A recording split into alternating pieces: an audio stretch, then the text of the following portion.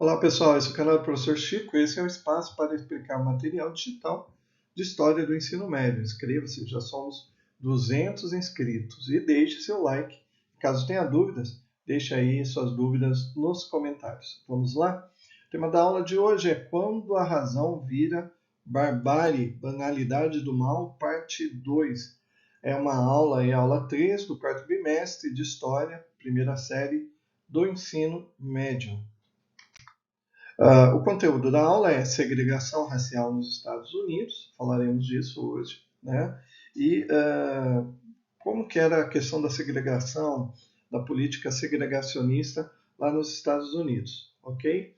Lembrando que a segregação ela foi um sistema de discriminação e segregação baseado na raça que existiu lá nos Estados Unidos por muitos anos, principalmente no sul do país, por questões históricas aí, né? Desde o século XIX até o século XX, até os dias de hoje, podemos dizer assim, de certo modo, né? O material traz para a gente, para começar, reflita sobre o trecho destacado do discurso de Luther King. Lembrando que Martin Luther King foi um líder dos direitos civis dos Estados Unidos, um pastor, ativista não violento. Ele acabou liderando aí o movimento pelos direitos civis lá na década de 60, né, lutando aí contra a segregação racial e pelo direito ao voto dos afro-americanos. Seu famoso discurso foi Eu Tenho um Sonho, I Have a Dream, que inspirou aí milhões e levou à aprovação de leis de direitos civis lá nos Estados Unidos. Só que ele foi assassinado em 1968, mas o seu legado perdura até os dias de hoje. E o material traz aí né, para a gente refletir em cima do discurso do Martin Luther King. Né? Converse com seu amigo e levante os motivos pelos quais ele realizou o discurso. Em que momentos podemos identificar de maneira explicitada em sua fala a presença da institucionalização da violência.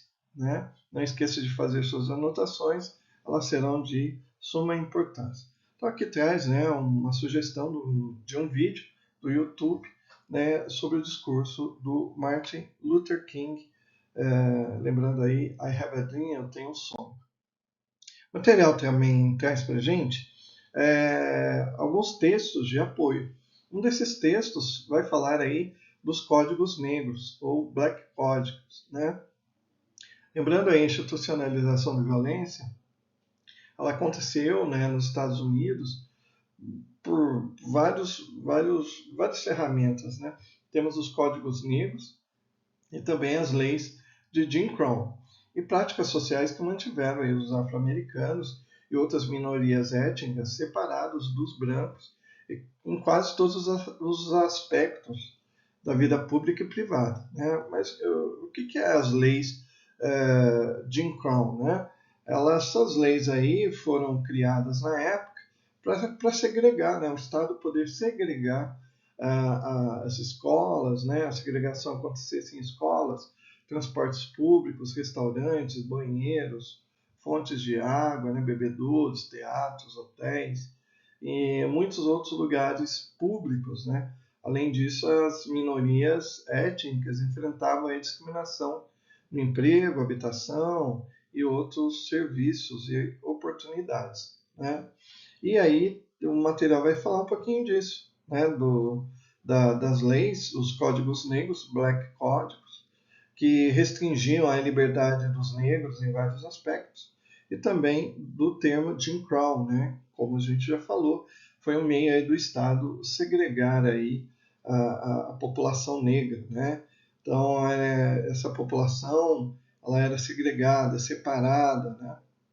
Então é, eram afastadas nos trens, nas ferrovias, nos hotéis, barbearias, restaurantes, teatros, entre outros, como a gente já citou. Ok? O texto continua e aqui vai falar um pouquinho da KKK, né, a Ku Klux Klan, que significa que foi, né, uma organização extremista de supremacia branca nos Estados Unidos.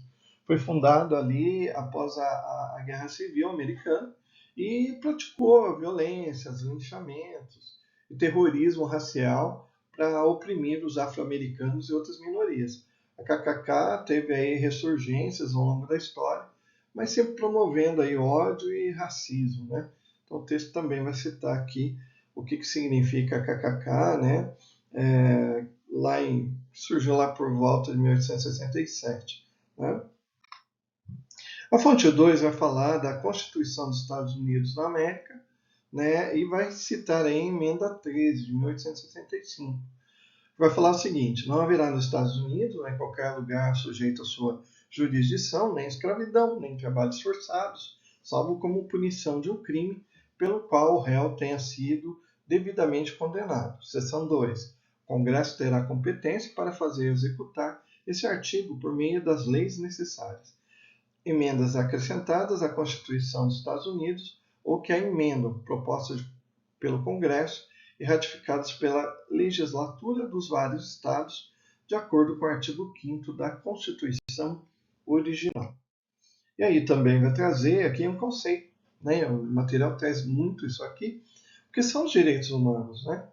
A ONU define os direitos humanos como garantias jurídicas universais que protegem indivíduos e grupos contra ações e omissões dos governos que atentem contra a dignidade humana. Os direitos humanos são, portanto, garantias reconhecidas internacionalmente, juridicamente protegidos e universais, baseados num sistema de valores comum. Centram-se na dignidade do ser humano, obrigando os Estados e agentes estaduais e protegendo indivíduos e grupos. Não podem ser suprimidos nem negados, e são iguais e interdependentes. Né? A fonte aí do Ministério Público de Portugal. O material traz para a gente que, na prática, né, nós nos recusamos a acreditar que o Banco da Justiça é falível. Nós nos recusamos a acreditar que há capitais insuficientes de oportunidade nessa nação. Assim, nós viemos trocar esse cheque. Um cheque que nos dará o direito de reclamar as riquezas de liberdade e a segurança na justiça. Né? Assinale a alternativa correta e justifique sua resposta. Tudo aquilo que a gente já falou até aqui, vamos tentar responder aí as questões que o material traz para a gente. Vamos lá? O cenário vivenciado pela população negra no sul dos Estados Unidos nos anos de 1950 conduziu à mobilização social. Nessa época, surgiram reivindicações que tinham como expoente Martin Luther King e objetivavam Martin Luther King, direitos civis. Vamos lá. 1. A conquista de direitos civis para a população negra, o apoio aos atos violentos patrocinados pelos negros em espaço urbano. 3. A supremacia das instituições religiosas em meio à comunidade negra sulista. 4. A incorporação dos negros no mercado de trabalho. E 5. A aceitação da cultura negra como representante do modo de vida americano. E aí, a resposta correta seria a questão 1, né, que vai falar aí das leis de Jim Crow.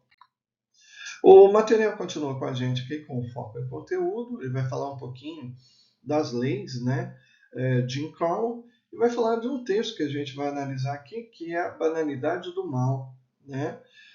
O que é a banalidade do mal? É um termo criado aí por Hannah Arendt, que mostra como pessoas comuns podem cometer atos cruéis, sem pensar muito na sua maldade. Muitas vezes ao seguir ordens ou se conformar com sistemas autoritários. Ela vai citar aí, né, que durante o Holocausto nazista, quando havia aí oficiais como Adolf Hensch, que agiram de maneira aparentemente indiferente à moral. Né? Mataram, fizeram atos cruéis, e aí isso acabou se tornando normal para eles. Né? E aí esse texto vai falar um pouquinho aí da obra de Arendt. Também continua aqui, né? Vai falar dessa institucionalização da segregação racial que envolvia leis políticas e práticas que negavam aos negros seus direitos civis e os tratavam como cidadãos de segunda classe. A gente viu isso, né, essa questão da institucionalização, né, pelo Estado, né, dessas práticas segregacionistas também na África do Sul. E agora a gente está vendo aqui nos Estados Unidos. Professor, no Brasil houve isso? Claro que houve, né? E aí a gente fala disso mais à frente.